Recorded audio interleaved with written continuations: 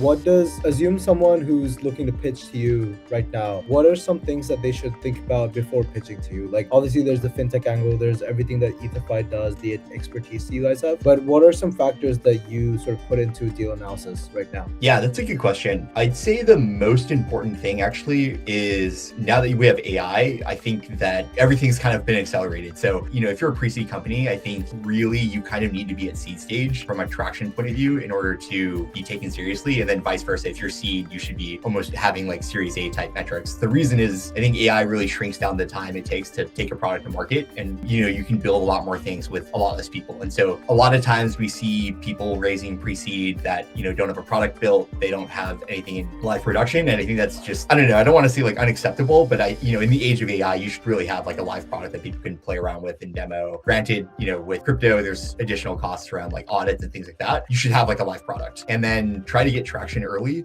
I think that's another big mistake is people just have kind of ideas, but there's no, users or growth or anything like that to actually support that the product is in demand. All of these things can be done much earlier and much cheaper than they could have been like a few years ago. And so that's sort of the biggest difference that on IC is, there has to be live product, traction, growth, revenue. And in terms of what we look at, it's very simple. Like we analyze things mostly on kind of like three, I guess you could call it main axes. The first one is the market opportunity. So we really want to invest in things that have like a really big opportunity, right? You're going after a very large market, you're going after something that's blue ocean, or you're building something that's very disruptive to, existing players. Something that doesn't need a ton of imagination to think that it could get to 100 million, 200 million, $1 billion of revenue in 5 or 10 years. Number two is we really look for a strong team. So that's either, you've had success building a company and exiting in the past, or you just really know everything it is about your specific problem. We want to look for like founder market fit. So someone who actually understands the problem deeply and can build and solve for it. So that's the second piece. And then the third piece is just traction and go to market. So we want to see that there's some users, that you have a business model, there's some way for you to actually like make money. I think a lot of times in crypto, people like to build cool and interesting things, but when you kind of get down into how do you actually make money and where's your kind of your cut of the revenue, like people don't really have a good answer for that. And I think that's one of the most important things that a lot of people don't quite understand is like, how do you actually build a business, not just like some,